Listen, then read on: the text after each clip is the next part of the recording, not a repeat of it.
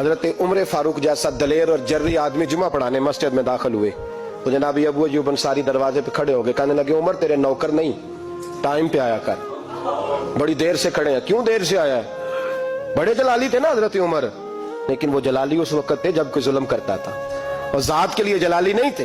کب وقت پہ آیا کر، کو ملازم نہیں تیرے؟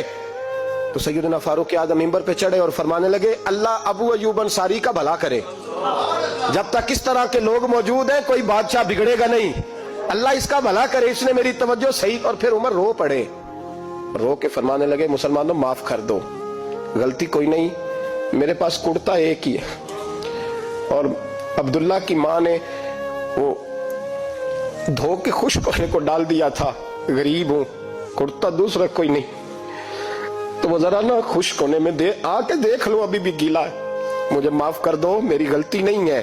صحابہ درد کے ساتھ رونے لگے۔